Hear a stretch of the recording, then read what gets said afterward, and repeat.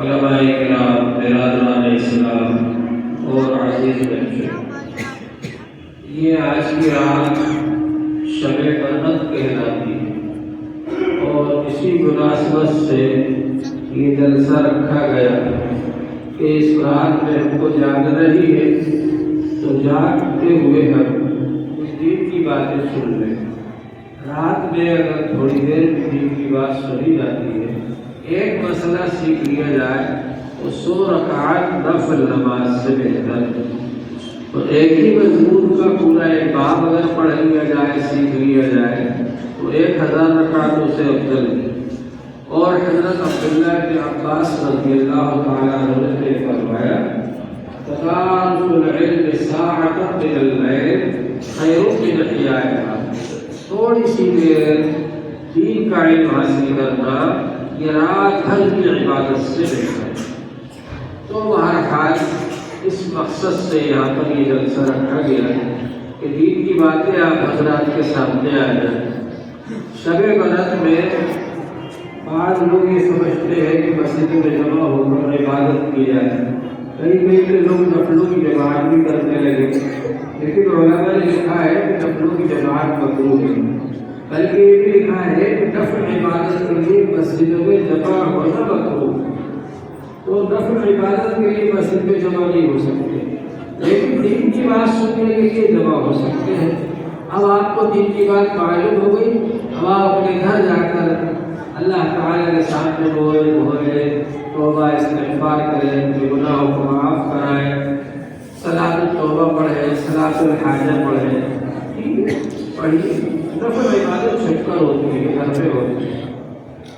تو بہرحال یہ آج شب برات ہے اور اس مناسبت سے پروگرام رکھا گیا۔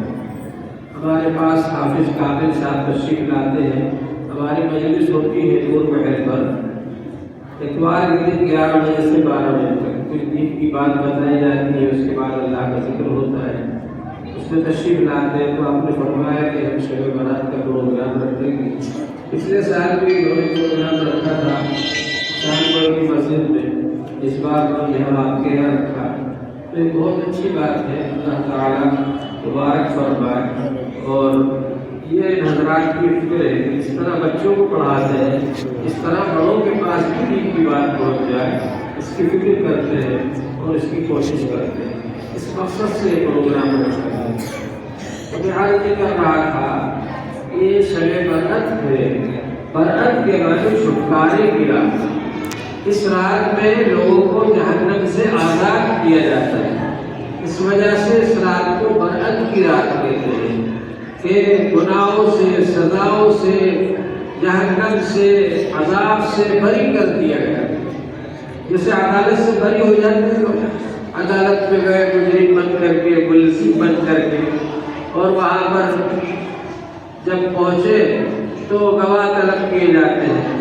اب اگر گواہ نہیں ملے کہ گواہ نے آپ کے خلاف گواہی نہیں دی تو جج صاحب آپ کو بری کر دیتے ہیں۔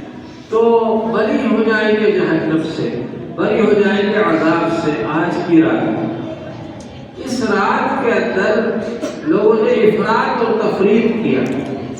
افراط کے معنی حد سے زیادہ آگے بڑھ جانا اور تفریط کے معنی حد سے زیادہ کم کر دینا اس کو۔ یہ دونوں چیزیں منع ہیں۔ اعتدال ہونا چاہیے، درمیانی طریقہ اختیار کرنا چاہیے۔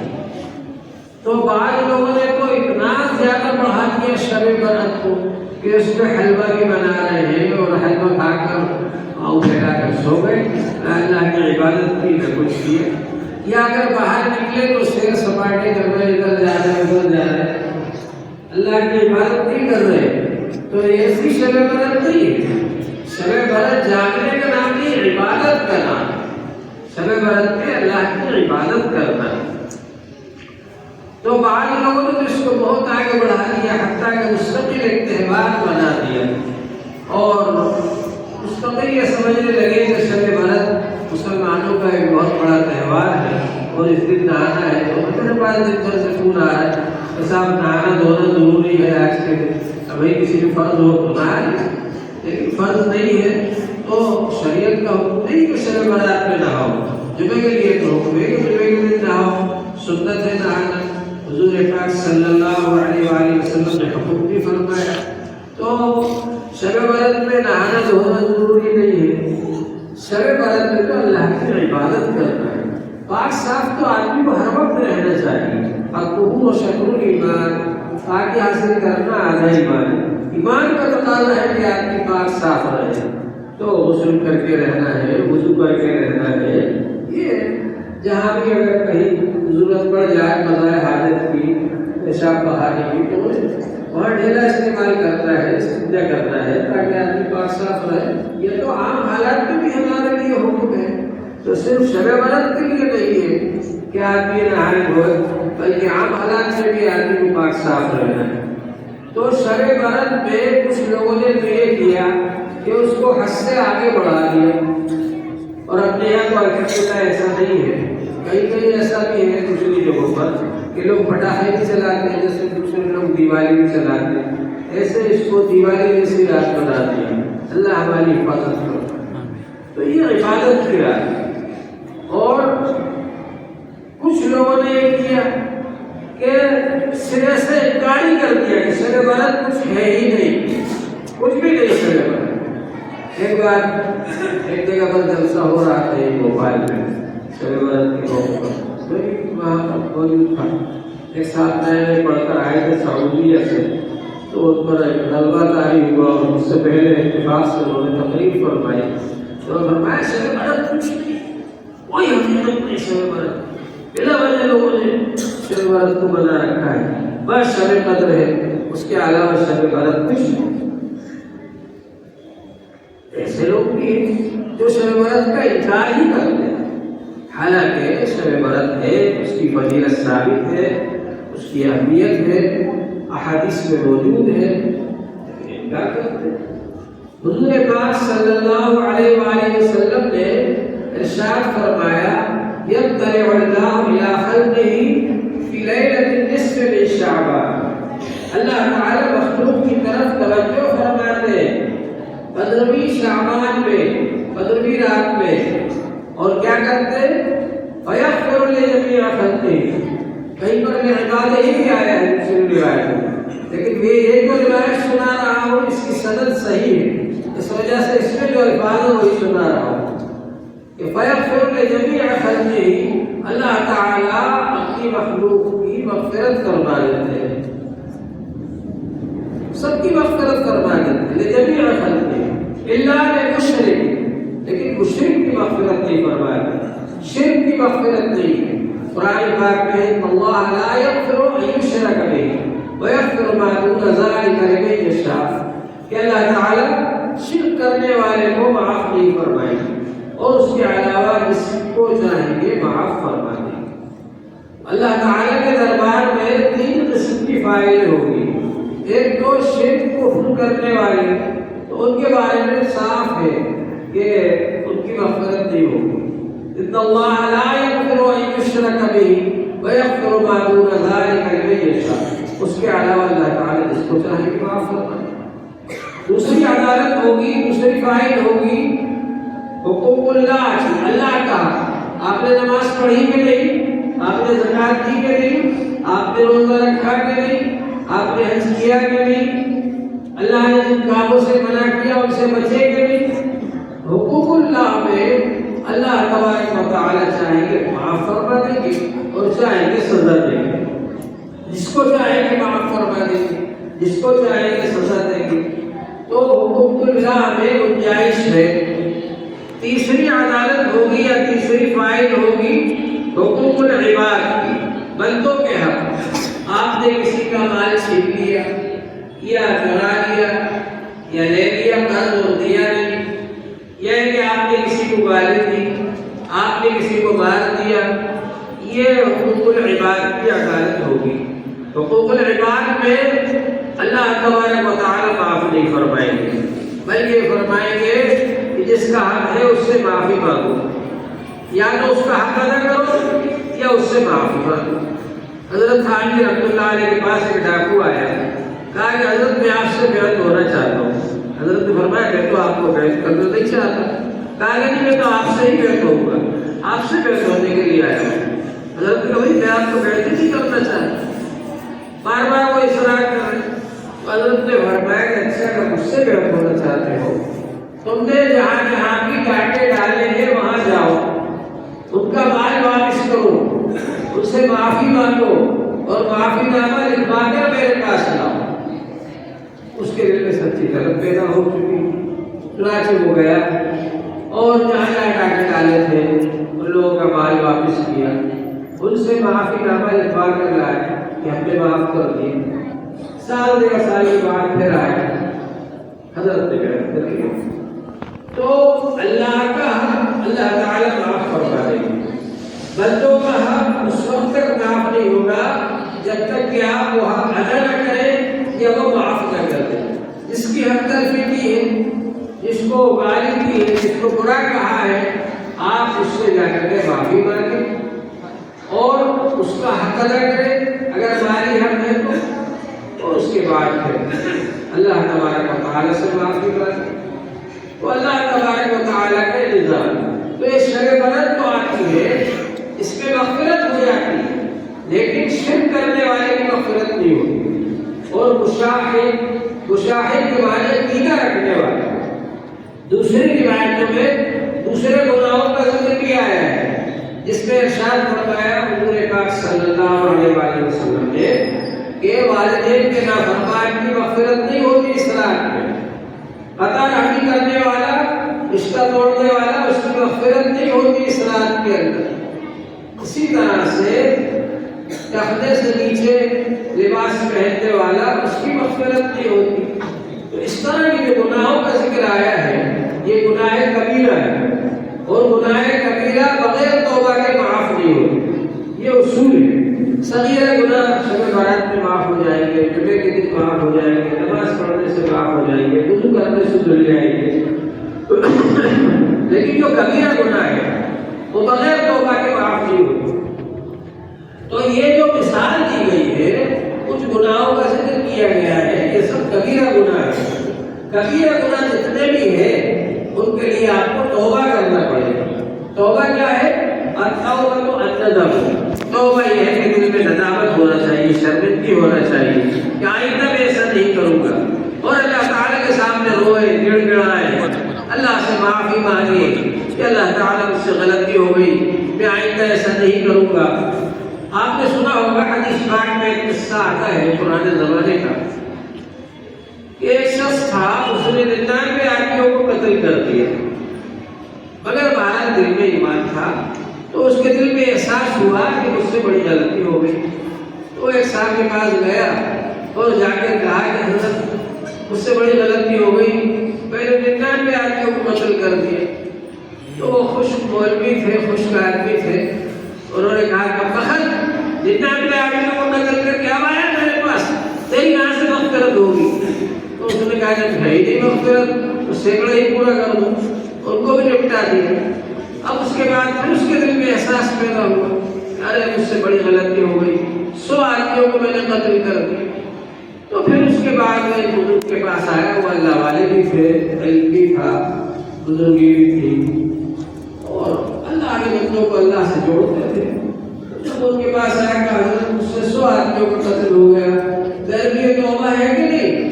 تو حضرت نے فرمایا ہاں تیرے لیے توبہ ہے، جا فلاں جگہ چلا جا اسٹیشن والی مسجد میں، وہ کچھ لوگ بیٹھ کر کے اللہ کا نام لے رہے ہیں، توبہ کر رہے ہیں، استغفار کر رہے ہیں، تو بھی وہاں چلا جا۔ اور بیچارہ چل دیا، سچی طلب پیدا ہو گئی اس کے دل میں، چلا وہاں سے، چلتے چلتے چلتے راستے میں ایسا وقت آ گیا کہ اب نہیں، موت کا وقت آ گیا۔ اب اس نے سوچا کہ وہاں پہ پہنچ تو نہیں سکتے ہم، لیکن جتنا ہو سکے گھسٹنا تو چاہیے۔ چنانچہ نظر لڑکھانے لگے، گر گیا، اور گرنے کے بعد بھی تھوڑا سا گھسٹ لیا اس طرف جہاں وہ جانا چاہتا تھا، کیونکہ اس کے دل میں سچی طلب پیدا ہو گئی۔ اب جب مر گیا، ختم ہو گیا، تو رحمت کے فرشتے بھی آئے اور عذاب کے فرشتے بھی آئے۔ رحمت کے فرشتوں نے کہا کہ اس کو ہم لے جائیں گے، تو توبہ کرنے کے لیے جا رہا تھا، اور عذاب کے فرشتوں نے کہا کہ یہ تو زندگی بھر گناہ کرتا رہا، 100 آدمیوں کا قاتل ہے، اس کو ہم لے جائیں گے۔ تو اللہ جل شانہ نے ایک فرشتے کو فیصل جج بنا کے کوئی بھیجا تم جا کر فیصلہ کرو گے. تو وہ فرشتے نے جج نے آ کر کے دونوں کی بات سنی، عذاب کے فرشتوں کی بھی بات سنی اور رحمت کے فرشتوں کی بھی بات سنی، اور اس کے بعد یہ فیصلہ کیا کہ زمین کو ناپا جائے، ادھر سے بھی ناپا جائے ادھر سے بھی ناپا جائے، اور یہ دیکھا جائے کہ زمین کے زیادہ قریب. تو جب زمین کو ناپا گیا تو چند قدم جو گھسٹ لیا تھا اتنا ہی اس طرف کو قریب نکلا وہ جہاں کہ وہ جانا چاہتا تھا. تو اللہ تبارک و تعالی نے اس پر رحمت فرمائی. تو آج کی رات کی یہ خصوصیت ہے کہ مغرب کے بعد سے ہی اللہ کی رحمت برستی ہے، اللہ کی رحمت متوجہ ہوتی ہے. حضرت علی رضی اللہ تعالیٰ عنہ کی حدیث ہے کہ حضور پاک صلی اللہ علیہ وآلہ وسلم نے ارشاد فرمایا اذا كانت ليلة النصف من شعبان فقوموا ليلها وصوموا يومها. اور روایت میں نہارانی کہ جب شب برات آئے رات میں اللہ کی عبادت کرو اور دن میں روزہ رکھو. اس کی وجہ کیا بتائی؟ اس کی وجہ بتائی کہ اس رات میں مغرب بعد سے ہی اللہ تبارک و تعالیٰ کی توجہ ہوتی ہے، اللہ کی رحمت متوجہ ہوتی ہے بندوں کی طرف، اور اللہ تعالیٰ خود اعلان فرماتے حل من سائل، ہے کوئی مانگنے والا، حل من مستغفر، ہے کوئی مغفرت طلب کرنے والا، گناہ بخشوانے والا، فاغفر له کہ میں اس کے گناہوں کو معاف کر دوں. حل من مسترزق فارزقه، ہے کوئی رزق مانگنے والا کہ میں اس کو رزق دوں. حل من مبتلا فاعافیہ، ہے کوئی پریشان حال جو اپنی پریشانی دور کرانا چاہتا ہو تو میں اس کی پریشانی کو دور کروں. اللہ تعالیٰ کی طرف سے اعلان ہوتا ہے، اور جو بندے اللہ تعالیٰ سے اللہ تعالیٰ کے سامنے روتے ہیں گڑگڑاتے ہیں، توبہ کرتے ہیں اپنے گناہوں سے اور مانگتے ہیں اپنے لیے دوسروں کے لیے، اپنی پریشانیاں دور کرنے کی دعا کرتے ہیں، دوسروں کی پریشانیاں دور کرنے کی دعا کرتے ہیں، اور یہ دعا کرتے ہیں کہ اللہ تعالیٰ ہماری عمر میں برکت عطا فرما دیجیے، ہمارے رزق میں برکت عطا فرما دیجیے، ہماری اہل اولاد میں برکت عطا فرما دیجیے، ہم کو پریشانیوں سے بچا لیجیے. اللہ تعالیٰ کی دعا کو قبول فرماتے ہیں. یہ اس حدیث کے اندر موجود ہے. اسی طرح سے ایک اور حدیث کے اندر ہے کہ حضور پاک صلی اللہ علیہ وآلہ وسلم نے ارشاد فرمایا کہ اسی رات میں ایوب تبا کل مولود بنی آدم، بنی آدم بچے جو آئندہ سال پیدا ہونے والے ہیں وہ اس سال میں لکھ دیا جاتا ہے. ایوب تبا کل حالم من بنی آدم، اور اسی رات کے اندر آئندہ سال جو دنیا سے جانے والے ہیں ان کے نام بھی لکھ دیے جاتے ہیں، یہ اب یہاں سے رخصت ہو جائیں گے. اور فیہ یرفع اعمالہ، اس کے اندر اللہ تعالیٰ کی طرف اعمال اٹھائے جاتے ہیں، اور اسی کے اندر ینزل ارزاق، رزق آتے ہیں نازل ہوتے ہیں بندوں کے. تو یہ سب فیصلے اس رات میں کیے جاتے ہیں. علماء کرام نے کہا ایک شب قدر ہے، ایک شب برات ہے.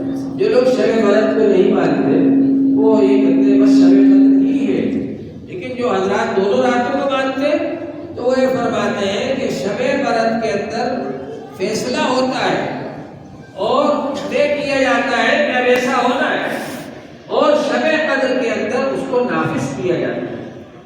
اس وقت لوح محفوظ سے فرشتے لکھتے ہیں آئندہ سال کتنے بچے پیدا ہوں گے، کون کون پیدا ہوں گے، آئندہ سال کن کن کا انتقال ہوگا، وہ سب فرشتے لکھتے ہیں لوح محفوظ سے، اور پھر وہ فرشتوں کو دیا جاتا ہے شب قدر میں، اس کو تقسیم کیا جاتا ہے، نافذ کیا جاتا ہے اس کو. تو اس طرح سے دونوں راتیں اپنی جگہ پر صحیح ہیں.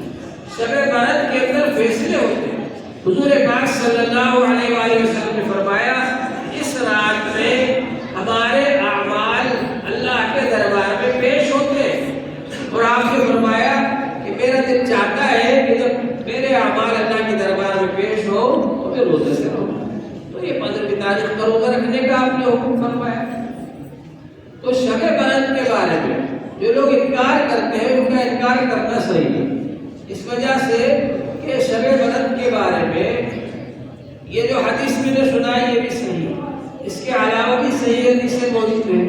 ہندوستان کے اندر حضرت علامہ انور شاہ کشمیری رحمۃ اللہ علیہ تھے، جو کہ بخاری ثانی کہے جاتے ہیں، جیسے حضرت امام بخاری رحمۃ اللہ علیہ تھے، ایسے حضرت علامہ انور شاہ کشمیری رحمۃ اللہ علیہ، انہوں نے بھی لکھا کہ اس رات کی فضیلت ثابت ہے، اور انہی کے پائے کے ایک بہت بڑے عالم عرب کے اندر تھے، عرب میں ان کا وہی مقام تھا جو ہندوستان میں حضرت علامہ انور شاہ کشمیری رحمۃ اللہ علیہ کا مقام تھا، جو دارالعلوم کے شیخ الحدیث تھے۔ علامہ زاہد کوثری جو عرب کے بہت بڑے عالم تھے، ان کے مقالے ہیں اس رات کی فضیلت پر، ان میں سے ایک مقالے کے اندر انہوں نے لکھا کہ شب برات کے بارے میں 8 حدیثیں، اس میں سے 3 حدیثیں صحیح ہیں اور 5 حدیثیں ضعیف ہیں۔ ایک حدیث بھی اگر صحیح ہو اور اس سے ثابت ہو جائے تو وہ کافی ہے، 3 حدیثیں صحیح، اور اس کے علاوہ علماء کرام نے اس بات کی تحقیق کی ہے، 17 صحابہ کرام سے شب برات کی فضیلت کی حدیثیں ثابت ہیں، 25 روایتیں اس بارے میں موجود ہیں جن میں فضیلت معلوم ہوتی ہے۔ اب جو لوگ یہ کہتے ہیں کہ یہ فلاں فلاں حدیث ضعیف ہے، تو پہلی بات تو یہ کہ صحیح حدیث بھی جب موجود ہے تو صحیح حدیث سے جب اس ضعیف حدیث کی تائید ہو گئی تو وہ حسن کے درجے میں آ گئی، اور محدثین علماء کرام یہ بھی فرماتے ہیں کہ بہت ساری ضعیف حدیثیں بھی اگر ایک ساتھ جمع ہو جائیں وہ بھی حسن کے درجے میں آ جاتی ہے۔ ایک ہی بات کو اتنے سارے صحابہ کرام روایت کر رہے ہیں، نقل کر رہے ہیں، ظاہر ہے کہ وہ جھوٹ نہیں بول رہے ہیں، وہ صحیح بول رہے ہیں۔ تو اگر کسی حدیث میں بعد میں کوئی ایسا راوی آ گیا جس کی وجہ سے وہ حدیث ضعیف ہوگی تو اس کی وجہ سے اس حدیث کو موضوع نہیں کہا جائے گا، موضوع نہیں ہے وہ، اس حدیث کی تائید دوسری حدیث سے ہوگی۔ تو بہرحال یہ کہ کئی حدیثیں اس بارے میں ہمارے پاس موجود ہیں، اور اگر یہ مان بھی لیا جائے کہ سب حدیثیں ضعیف ہیں تب بھی ہم اس سے فرض واجب ثابت نہیں کر رہے، حلال حرام ثابت نہیں کر رہے، فضیلت ثابت کر رہے، اور فضائل میں ضعیف روایتیں بھی معتبر ہیں۔ امام احمد بن حنبل رحمۃ اللہ علیہ جو فقہ کے چوتھے امام ہیں لیکن حدیث کے بہت اونچے امام، امام بخاری کے بھی استاد، امام بخاری رحمۃ اللہ علیہ کے استاد ہیں امام احمد بن حنبل رحمۃ اللہ علیہ، وہ یہ فرماتے ہیں اذا روینا فی الحلال والحرام تشددنا، جب ہم حلال و حرام کے بارے میں حدیثیں لیتے تو سختی کرتے، وَإِذَا رَوَيْنَا فِي الْفَضَائِلِ تَسَاهَلْنَا، اور جب ہم فضائل کے بارے میں روایت کرتے تو نرمی برتتے۔ تو معلوم یہ ہوا کہ فضائل میں روایات کے اندر سختی نہیں، تو ضعیف روایات سے بھی فضائل ثابت ہو جاتے ہیں، فضیلت ہی ثابت کر رہے ہیں، اس سے کوئی فرض واجب کا حکم ثابت نہیں کر رہے۔ تو بہرحال شب برات کی فضیلت اپنی جگہ پر ثابت ہے، اور اس کو ہمیں ماننا چاہیے، اور اس رات میں اللہ کی عبادت کرنا چاہیے، لیکن اس بات کو یاد رکھیں جو چیز جس مقام پر ہے اس کو اسی درجے پر رکھیں، حدیث سے جو چیز ثابت نہیں ہے اس کو ہم ثابت نہیں کہہ سکتے، حدیث سے اتنا ثابت ہے کہ آپ اس رات میں اٹھیں، اللہ کی عبادت کریں، اللہ کے سامنے توبہ استغفار کریں، اور نفل کام جو ہوتا ہے، نفل عبادت جو تنہائی میں ہوتی ہے، یکسوئی میں ہوتی ہے، اکیلے میں اللہ سے معافی مانگے، اکیلے میں نفلیں پڑھے، اکیلے میں اللہ سے توبہ استغفار کرے، روزانہ تہجد کے وقت اللہ تعالیٰ کی طرف سے وہی اعلان ہوتا ہے جو اعلان شب برات میں مغرب سے ہی شروع ہو جاتا ہے، روزانہ وہ اعلان ہوتا ہے، تہجد کے وقت ہم لوگ غافل پڑے رہتے ہیں، یہ رات اللہ نے ایسی بنائی کہ مغرب کے بعد سے یہ اعلان شروع ہو جاتا ہے، ہے کوئی مانگنے والا کہ میں اس کی دعا کو قبول کروں،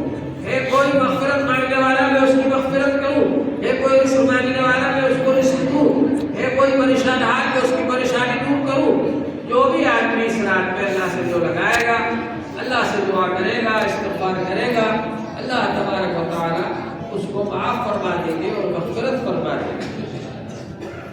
ایک بات یہ ہے، بعض لوگ یہ سمجھتے ہیں کہ اس رات میں قبرستان جانا چاہیے، اور قبرستان کس طرح سے جاتے ہیں، آجاؤ ختم بھی چلو، آجاؤ تم بھی چلو، آجاؤ تم بھی چلو، آجاؤ تم بھی چلو، اور ایک بھیڑ اکٹھی کر کے قبرستان میں جا رہے ہیں۔ حضور پاک صلی اللہ علیہ وآلہ وسلم جب قبرستان تشریف لے گئے شب برات میں، آپ نے نہ حضرت ابوبکر رضی اللہ عنہ کو بتایا، نہ حضرت عمر رضی اللہ عنہ کو بتایا، نہ حضرت عثمان رضی اللہ عنہ کو بتایا، نہ حضرت علی رضی اللہ عنہ کو بتایا، حتیٰ رضی اللہ عنہ پاس میں سو رہی تھی، ان کو بھی نہیں بتایا۔ جب آپ اٹھ کر چلے گئے، حضرت عائشہ رضی اللہ عنہ کو خیال ہوا کہ حضور پاک صلی اللہ علیہ وسلم یہاں آرام فرما رہے تھے بستر پر، دکھ نہیں رہے، کہاں گئے ہوئے؟ تو امہات المومنین کے گھروں پر تلاش کیا، یہاں تلاش کیا، وہاں تلاش کیا، پھر جا کر کے بقیع الغرقد جنت البقیع قبرستان میں دیکھا تو وہاں کھڑے ہوئے اور مردوں کے لیے استغفار فرما رہے ہیں۔ تو پھر وہ آ گئی واپس۔ اب حضرت عائشہ رضی اللہ عنہ تک کو نہیں بتایا حضور پاک صلی اللہ علیہ وسلم، اتنے خاموشی کے ساتھ اکیلے آپ قبرستان گئے۔ جب حضرت عائشہ رضی اللہ عنہ کو دیکھا کہ وہ پریشان ہے آپ کی وجہ سے، تب ان سے کہا کہ یہ شب برات ہے، جبرائیل علیہ السلام میرے پاس آئے اور یہ کہا کہ شب برات ہے، مغفرت کی رات ہے، آج کی رات اللہ سے توبہ استغفار کرنا چاہیے، مغفرت مانگنا چاہیے۔ اور میں جنت البقیع بقیع الغرقد جو قبرستان ہے وہاں گیا تھا ان لوگوں کے لیے توبہ استغفار کرنے کے لیے۔ تو حضرت عائشہ رضی اللہ عنہ کو بھی آپ نے بعد میں بتایا۔ اگر کوئی خاموشی سے جائے قبرستان اور اپنے لیے اور مردوں کے لیے توبہ استغفار کرے، بہت اچھی بات ہے۔ حضور پاک صلی اللہ علیہ وآلہ وسلم نے ارشاد فرمایا ہے، كنت نهيتكم عن زیارت القبور، میں نے تم کو قبروں کی زیارت کرنے سے منع کیا تھا، فزوروها، اب زیارت کر لیا کرو۔ پہلے منع کر کے اس کی برائی دل میں بٹھا دی کہ قبروں پر عام حالات میں زیادہ جانا مناسب ہے، لیکن بعد میں پھر آپ نے اجازت دے دی، فرمایا زوروها، اب زیارت کر لیا کرو۔ اس کا کیا فائدہ ہے؟